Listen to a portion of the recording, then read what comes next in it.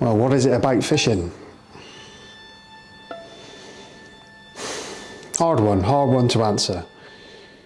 I think, if I think back, it's always been an absolute constant in my life from an early age.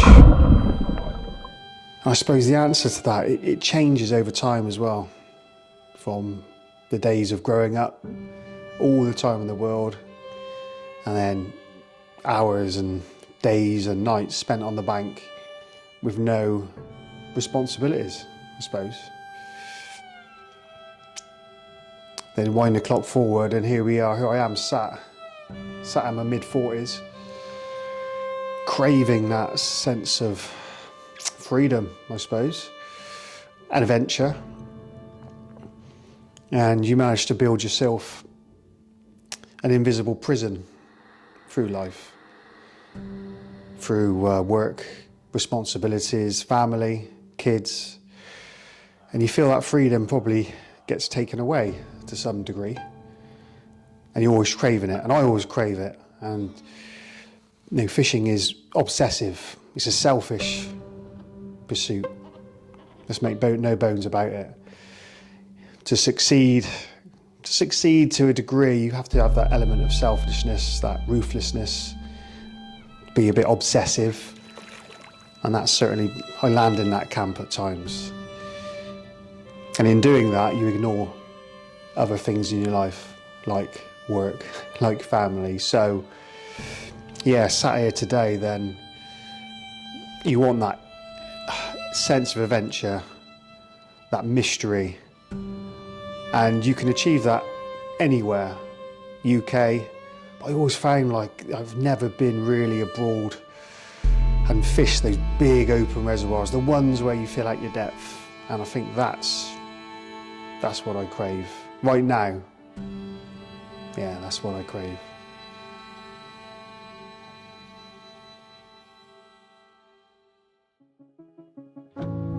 Well, that was it. Operation Freedom was well and truly underway.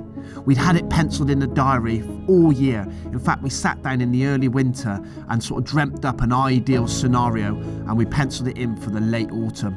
But we were here, loading the van with all the kit, some we'd never used before, specifically echo sounders, 8-ounce gripper leads. We had 2 motors, 3 boats. I think we had every scenario covered. But as we shut the door on the van, the enthusiasm levels were through the roof, and we couldn't wait to get started. Well, we are off. We are in France. I must say, the adventure starts now. Well, actually, it started last night, because that wasn't plain sailing. Decided to travel down to Folkestone and stay in a hotel just for a night. But even before that, Mike forgot his passport, didn't you, Michael? There it is. There it is. The golden nugget. Crikey, mate. Well, lucky that we found out now, then, like, on the crossing, wasn't it? You know? Or just about to go on the crossing. Nod, Michael. Yes, mate. It's something I want to forget. I thought you were going to skip past that bit. Yeah. So we ended up having to go all the way, well, from my house in the Cotswolds, go all the way back the wrong way to pick up his missus, met us halfway, to pick up the passport, to then get on the road. Anyway, let's forget about that. On the road to Folkestone last night, stayed at a hotel that Mike booked once again, and it came up, what, 2 stars, was it? I think it was 2 2.5. 2.5 star rated, and yeah, that was an experience. Mate, I've stayed in worse. Me too, to be fair. That's right, you're doing it. How do you feel about sleeping next to me so close? As long as you don't storm, mate, it's all good. Yeah. Mate, it's alright, mate. The bed looks small. There could be an accident tonight. We could roll out. It's fine. It's fun. Mate, what an eventful evening. As long as we social distance, we're fine. Mate, what an eventful evening. Yeah, that was an experience. Don't think we come back here again. Not through choice, but hey, you've got to broaden your horizons. Rooms were okay, but yeah, there was like loads going on there. Absolutely loads going on. It was like a mini Butlins camp, but with loads of OAP. Good. Good. Let's figure that. So anyway, it'd be rude not to have a couple of pints there.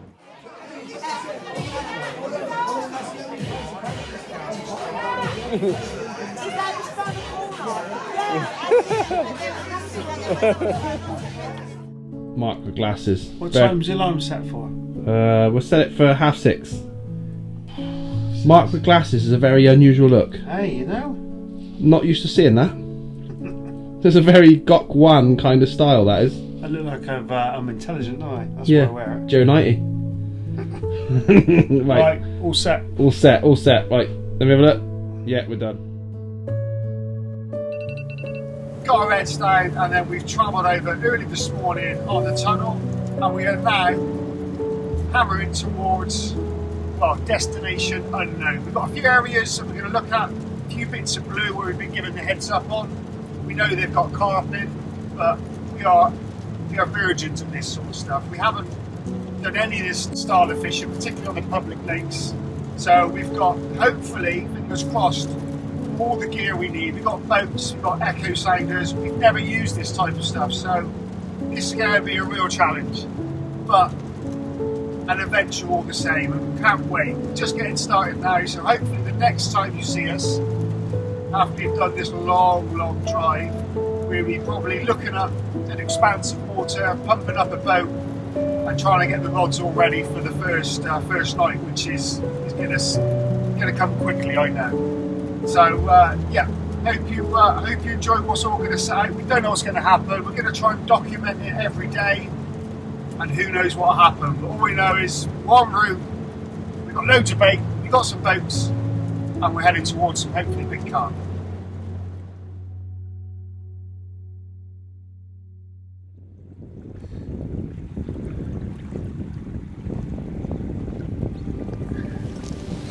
Well, finally, we've got some rods in the water. Bit of a fiasco the last 24 hours, if I'm totally honest. We drove to a couple of lakes, they were busy, so we had to carry on down another 2.5 hours. Another lake, that was busy. Then we ended up on dark to this place here, which is lovely, but it's a little bit busy as well. But we've managed to slot into a good area, we think. We don't know, but we're in some good water, hopefully. And we managed to get the rods out. Mike, bless him, last night he had a migraine, so he literally just crashed and burned from driving and from trying to get the echo sounder to work last night. Couldn't get that working, so I ended up in the dark, plopping a couple, 2 or 3 rods out, fishing over a little bit of bait, and then went to bed. So today feels like really the first day that we've put rods out this morning, put markers out, put some bait out, and we actually got them all set between me and Mike. So we've got this area all covered. Interesting little area, we've got little boats here moored up, so you can probably hear them clanging about. But also there's loads, looking in the margins, there's loads and loads of zebra mussels and little pea mussels, hundreds and thousands of them. So there's no wonder why these fish are so big, they just gorge on them, and there's probably loads of those zebra mussels festooned about this pit. So yeah, a lot of natural food in this lake, a lot of rich, but there's some big fish as well. But we don't know loads about it, but we're going to give it another 24 hours. Now we feel like we're fishing, we're going to give it 24 hours. Unfortunately, we haven't seen anything or heard anything, apart from maybe one fish out long down to the right, which is covered by other anglers, some Dutch anglers. So we'll give it 24 hours and see what happens, and if we feel like it's not going to happen, we're up sticks and we will go to another lake. But finally, nice to have rods in the water and can sort of relax a little bit. But I'd like to see a fish or two though. Well, up until this point, you could say the trip for me hadn't quite gone according to plan. I had a vicious migraine for the first 24 hours, and eventually it subsided, but all I had to do was lie down in bed and try and sleep it off. But I managed to muster up a bit more energy after having a few more hours sleep, and I jumped in the boat to go and explore what I had out in front of me. As the light was fading and the French sun was setting, I decided to boat around in front of my swim, looking for something to place my rods on, some better ground. I'd rushed them out earlier in the day, but to be honest, I wasn't happy. So I went back out, had a look, and unfortunately, it reconfirmed my suspicions that there wasn't any features at all in front of me. The ground sloped down, it was sandy, it was about 3 or 4 meters deep, But there wasn't a hump, there wasn't any old roads, there wasn't any difference in depth. It really was barren ground. So I just dropped 3 baits at varying distances with a few handfuls of bait over each rod as I towed back, dreaming of what could happen. Now forgive me, but all I was thinking was this is so stereotypical of a typical way of fishing these reservoirs. Boating out, lowering a rig down, a few handfuls of bait over the top. Now surely there had to be a better way of catching these carp. Surely they'd seen this approach time and time again. That was all that was going through my mind. But hey, this was the first proper stint of fishing that I'd done on this trip, so I was just happy to sit back, watch the sunset, enjoy a beer with Mark, and dream of a huge French reservoir carp. Would it happen tonight? Who knew? But the anticipation was electric.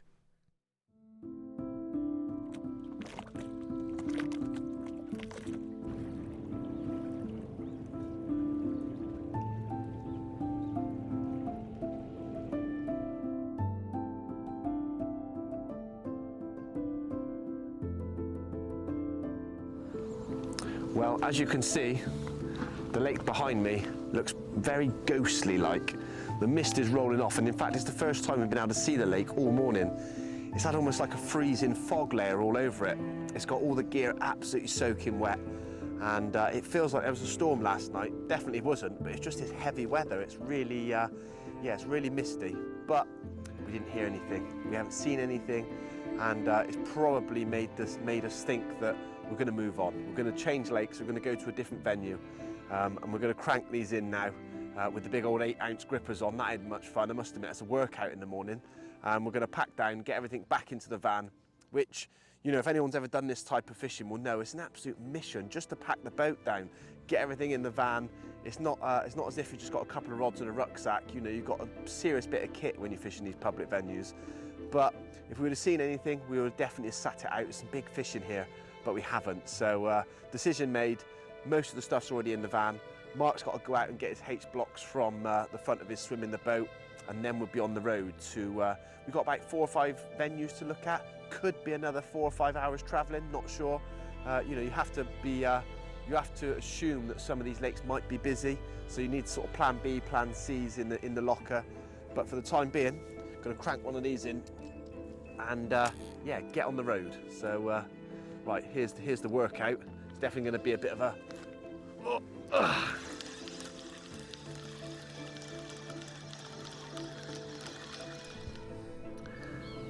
Well, looking back, I wonder if we were reeling in and going a little too soon. In hindsight, we'd only had the rods out 15, 20 hours, max, and we were reeling in already thinking about a different venue. I think the excitement got the better of us, and we were thinking of what might lie ahead without appreciating that sometimes you might just need to sit tight. Facts, the carp were not there, but who knew? Within a couple of days they could have turned up. And in fact, within a few weeks, the fish did turn up in that area of the lake, and a few people that we know fished a similar area did do really well. So like everything in life, timing is all about timing, and I think we just got it a little bit too early. But never mind, we needed to pack the boat down, but first of all, Mark needed to go out and pick up his H blocks. Little did I know, that simple task was about to turn my trip on its head. As Mark drifted over my last remaining rod, he put the motor on, totally oblivious because we were chatting about the next venue from the bank, totally oblivious that it was just over the top of my last remaining rod. And as you'll get to see pretty quickly, he realised his mistake, but it was too late, because you'll get to hear just at the end of this clip that my rod went into absolute meltdown.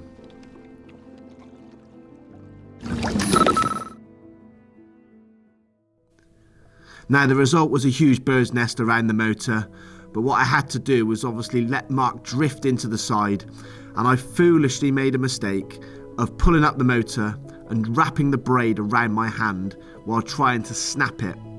At that point, the braid tightened up around my wrist and my knuckles and cut into both sides of my fingers.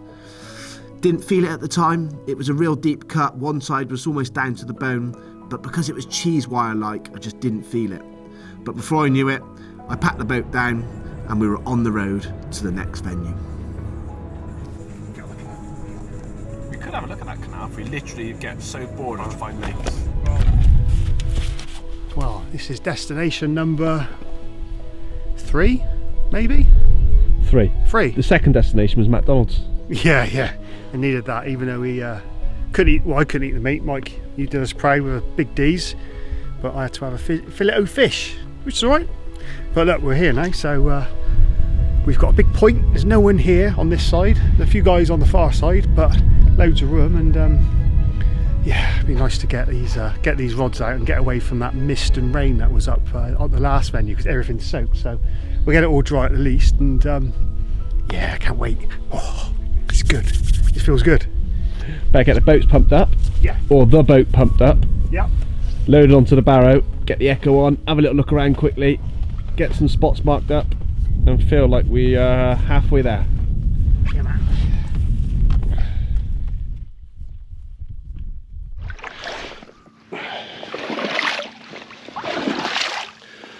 Right, you ready? Let's do it. Oh mate, we've got to try and find a couple of spots. The plan is to get some spots sorted, come back to the bank, have a little look at where they are in situ in terms of our swim, and set a base camp up, and then decide on bait application, I guess, isn't it? Yeah, I reckon, mate.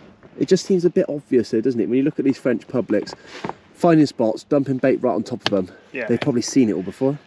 It does. It's like, you know, what you do though, it's trying to be a bit different, but we don't know if there's loads of bream in here, we don't know if there's loads of tench, so, you know, those methods are tried and trusted, aren't they, I suppose? I definitely think more of a spread. Yeah. Well, let's have a look, see what we got out there. Might be loads of weed out there. You never know. But the sun's out, it's better than this morning. Yeah, It was absolutely absolutely. treacherous this morning, wasn't it? Absolutely. It seems to be quite shallow, mate, for a long time, so I'm going to keep pushing you out for a bit and jump in a minute.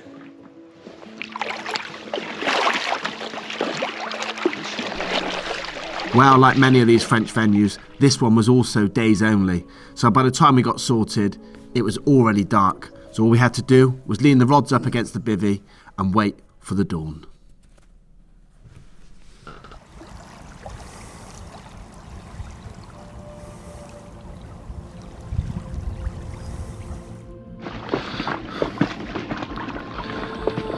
Well, we're setting off to try and get the rods out this morning, and as you can see, the mist is horrific.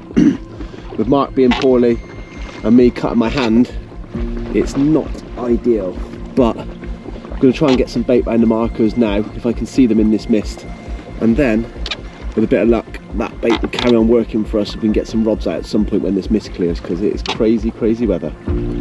But it's meant to be 25 degrees today, so we'll see. There we go.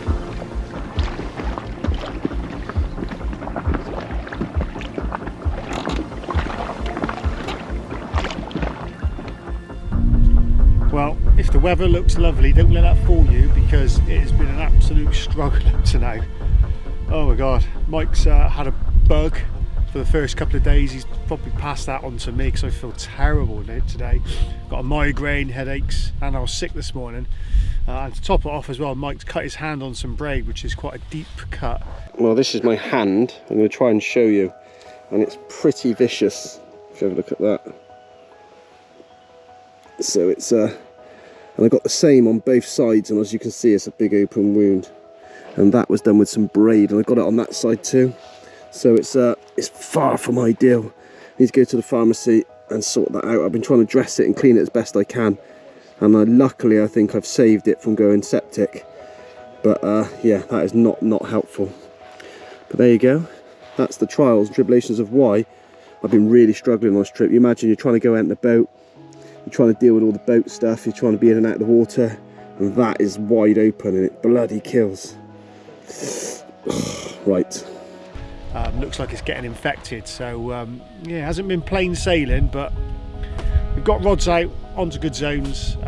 There's a few fish about, so I think I'm going to take this rod, so 6-ounce gripper there, and I'm going to go out up into the shallow water and just have a little look round and see if I can see anything, and then kick back and relax before it gets a bit misty and cold tonight. But yeah, hopefully our fortunes will change. We need it, mate. Well, as Mark went out to place that last rod, we eventually got 6 rods fishing. Now, we underestimated how long it actually takes to get those rods out, especially with the mist. We had to wait for the mist to roll off in the morning to be able to see our markers. Eventually get 6 rods dropped, which was the best part of 2 hours. But as the sun was rising, the mist cleared, we sat back and had all 6 rods fishing. But we were running on empty and we desperately needed some breakfast. Oh, Look at that, eh? breakfast of champions, It mate. is, mate. It's my favourite breakfast, this one. Bit of granola. We need the energy, to be honest. We need something, mate. I don't know, I've picked up a bug or something like that, but my nose is streaming, got a bad cough, got a split headache. Mate, try and describe, if we ever get this into some sort of blog, try and describe what it's like fishing here without feeling ill. Yeah, well, without fishing, without being ill, then it's hard work, isn't it, anyway, because, well, particularly where we are on this particular swim, which is a point, the water level's down, and it's literally like 50 yards of mud to the rods, isn't it? So everything, it takes, you know, just going down to the rods and coming back, that takes it out of you. It pulls your calf muscles. Yeah, you just ankle Your waders are almost being pulled off your feet, aren't they? They are, yeah, it's soft, so soft. And it's just, yeah, hard work, and throw on top of that being ill, and hardly any sleep as well because of that. It's, yeah, it's been a chore. It's been an absolute chore, but, you know, that's the way it is, unfortunately. What's caught me by surprise, mate, is the mental resilience and the stamina you need for this sort of muddy fishing. Yeah, definitely. Yeah, that's right. I kind of didn't plan for that. I thought with the weather we've had in England, the banks would be dry. You know, we'll tiptoe our way down to the margins. Yeah. Yeah, it'll be nice because the daytime temperatures are warm, but obviously they use these reservoirs to, I think, refill up the canals, don't they? That's it. That's the one. Yeah. So yes, we have been in another thing which I think is really difficult to kind of get across is living in waders. Yeah, we're having these waders all day. We're just damp all the time, aren't you? Absolutely damp, Fausty dampness. But this is the mud we were talking about. Christ, it's relentless. Absolutely relentless. Just ankle deep. Calf muscles, my calves are on fire.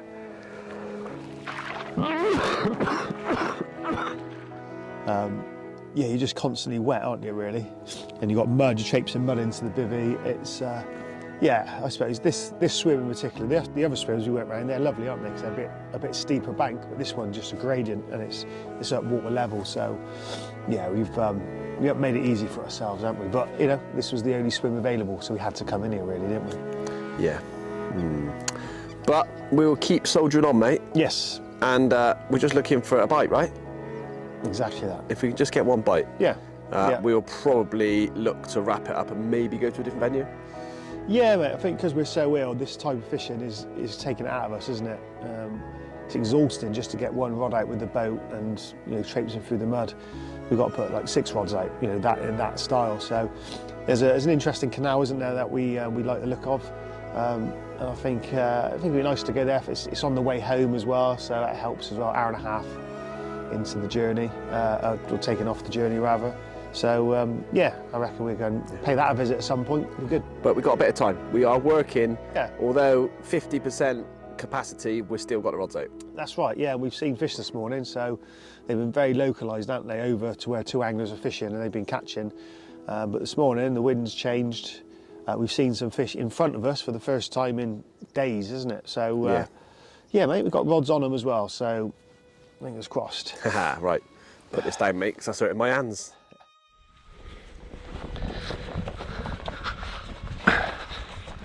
Well, morale is definitely taking a little bit of a dent today because we haven't had a single fish between us, and we've got our rods pretty well spread out across this point, but the fish are tucked in the back of that barrage there because there's a guy who's fishing the barrage now halfway along. Never used to be allowed to do that, but they've just opened it up for fishing actually on the barrage.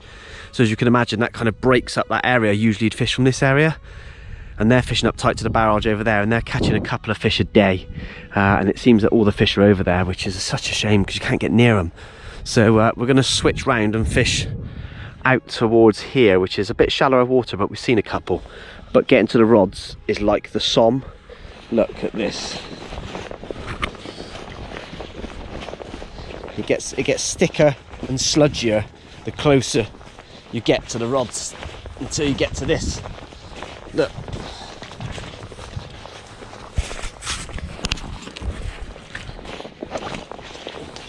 You get here next to the rods and it's just soaking mud. Oh, there you go. I suppose typical French public reservoir fishing. Rod tips high, usual stuff. Right, just wait for Bryant to get back in the boat, which is over there. You probably see him right in the distance. And then I'll drop my rod off. Well done, mate. You know, that is the spot. Yeah. Do you hear on Great One went over to the right as well? No. Like quite a way. Did it? Yeah, yeah. It's good. Feeling good? Well, I'll hold that. You can mate, jump out. I'm feeling like death today. A fish sighting. Amazing how it lifts you, doesn't it? But anyway, we got its location. That's the important thing, and there's a rod on it. So Is there a block out there? Yeah. there's a block there now. Yeah. So you've gone to the right of the block. I've gone to right a block by about 15-20 yards. Yeah. And do I need to put bait out, or you done that?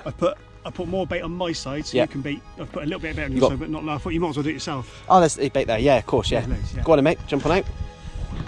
And I'll give you this, and I'll just go straight out. Oh. There you go, mate.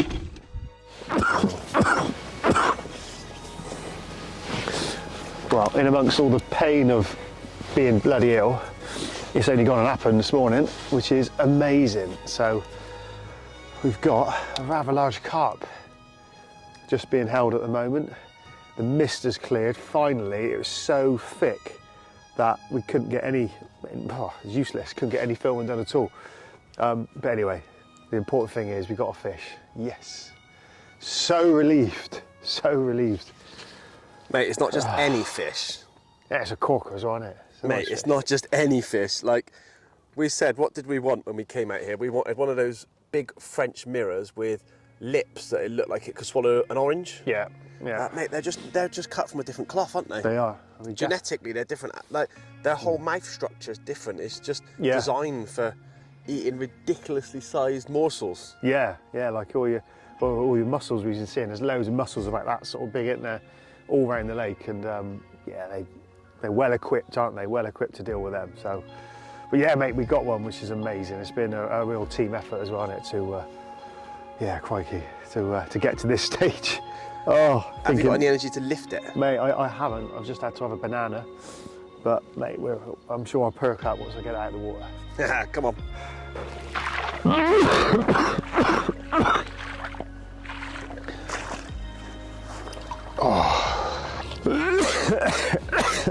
Yeah.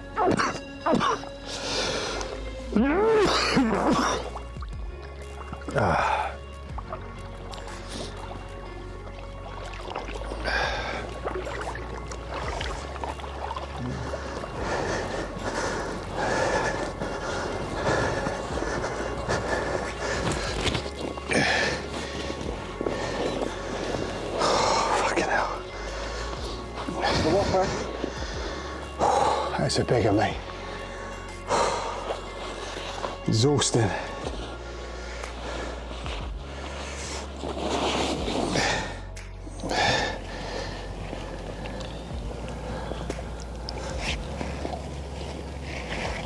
That's mental. Oh, wow, that's made it all worth it. We're in the moon here. Oh, it feels like we're on the moon here, but with loads of water and loads of mud. Wicked landscape behind me, but what a place. And that is what we come all this way for, one of these. Yes. Come on. Look at that, Bryant. Yes. That's what we came for. Oh, crikey. Stuck in the mud. But hey, we got one. And what would really top it off now, if Mike comes in with one fish on our last night, oh, that would be, yeah, oh so sweet. But yeah, this has certainly made our trip so far. Look at that. Thank you, mate. Big old warrior from the reservoir. Right, off you go, mate. Back to crunching big mussels.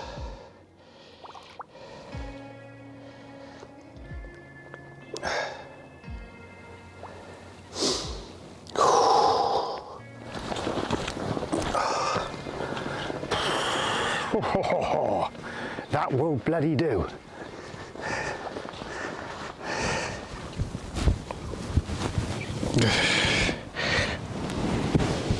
Has it made you feel any better? Mate, it's given me a bit of energy, but it's taken it out of me as well. Lifting up, I just feel so weak. But hey, we can all muster up a bit of energy to lift one of them up now and again. That'll do. Get the kettle on, mate. I'm absolutely parched. Exactly, let's have a cup of tea. Well, that afternoon went past in a bit of a blur. It was soon night time and the rods were skipped in once again, knowing full well that all I had was a few hours the following morning before we intended to get back on the road. Ironically, we packed everything away in the van, leaving just the rods and the boat, and one of my rods ripped off. But unfortunately, the camera was charging in the van, so once again we didn't get any of the fight on tape. But as you'll see, it all come good in the end. Well, it's come good.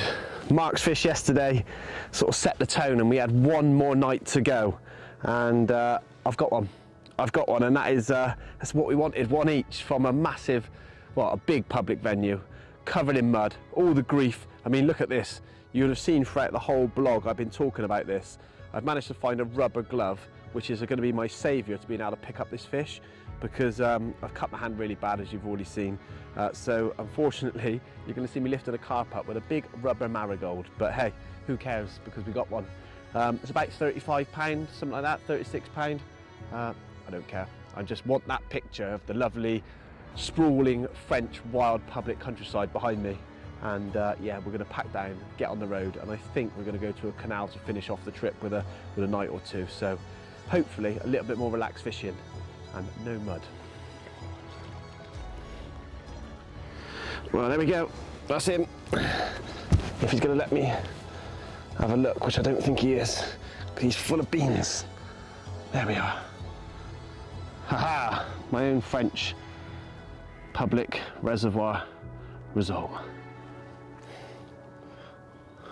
Nice.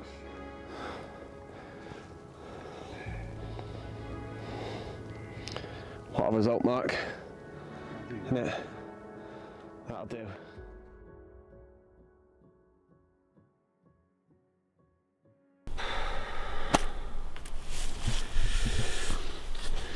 Come on, mate.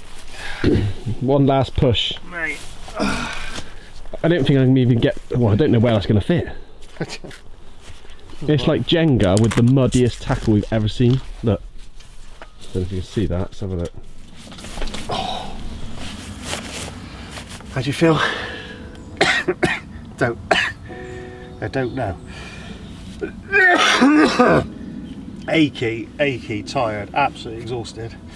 Mate, we're covered in mud, aren't we? And we're sat on the back of the van just about to depart to, have we got it in the tank? I say two, have we got it in the tank to go to one more venue? Well, we've come a long way, haven't we? So we're down a long way into France. I think, yeah, even though we're both really struggling, I think do it justice. Let's go for a night or two on the canal. That was always the plan, wasn't it? Yep, need some fresh food, water. I need to find a pharmacy to sort my hand out. Mark could do with some flu tablets. And in amongst all that, we'll try and get a bit of tackle out of this absolute mud bath behind us, because it is terrible. Like, the van is just a whole heap of mud. Yeah. It reminds me actually of fishing, well, seeing those old shanty videos of Alan Taylor and Kevin Maddox when they're wading through the mud and caked in mud. And, yeah, I don't know how long you can kind of sit in those conditions without feeling it. How long can you sustain it? That's the thing, isn't it? And with your hand, and we're tired, and you know, we caught a couple of very nice fish from here, which is lovely. And the canal, yeah, I'm not relishing the idea of potentially going to the canal and having to walk a couple of miles to find some fish, but Who knows? You might stumble across a few straight away. Yeah, mate. Let's get in the van. I'll do the driving. You can do the whatever you want to do. Sleep in, Sleep in. something like that.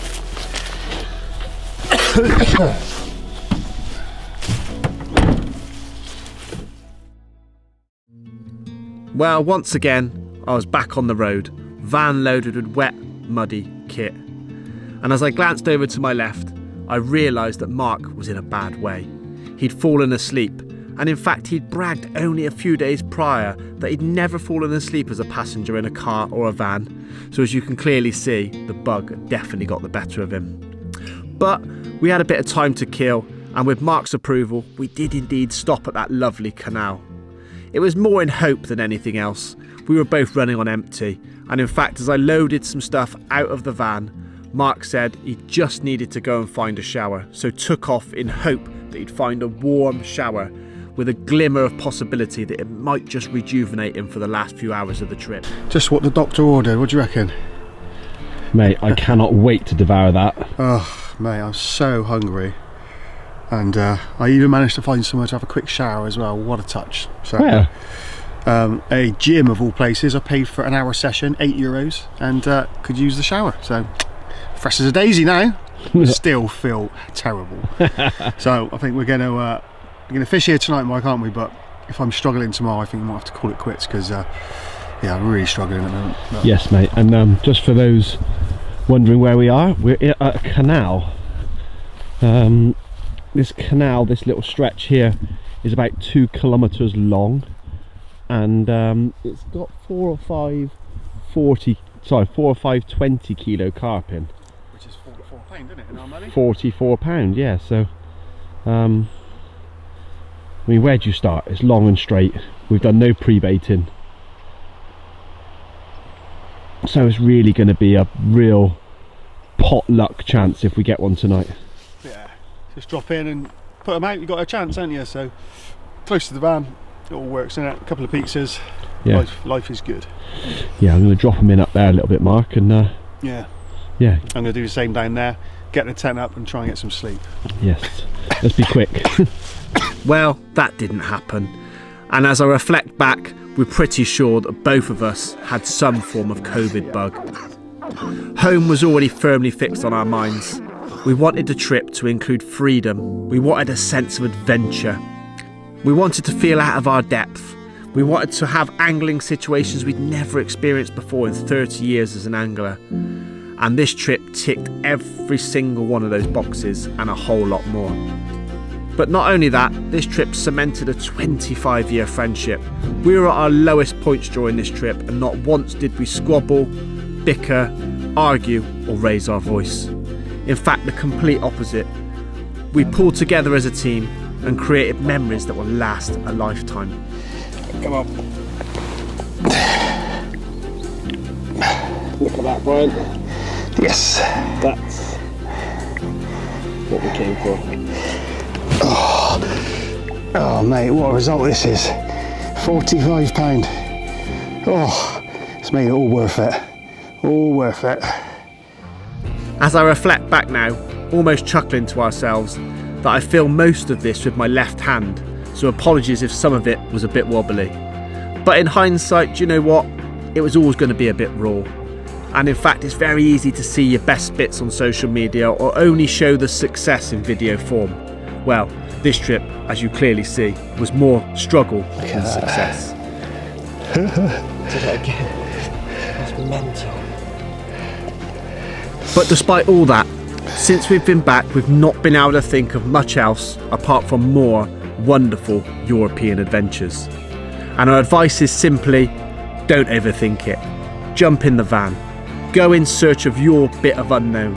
Go and seek out that freedom, because the volume of waters in Europe to explore is incredible. Each one offering an element of adventure. And we're already planning for our return.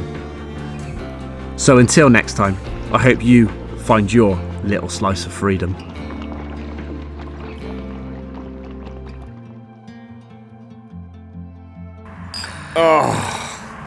Bon appetit. Home tomorrow for a nice bath. Oh, man, can't wait. Bath, shower, see the kids. Not living out the back of a van. Nice. If you had to choose one thing, what are you looking forward to? Obviously the family, but Obviously, your family and missus and kids and that, but probably a hot bath. oh yeah. Maybe one more night in 40 Towers on the way in.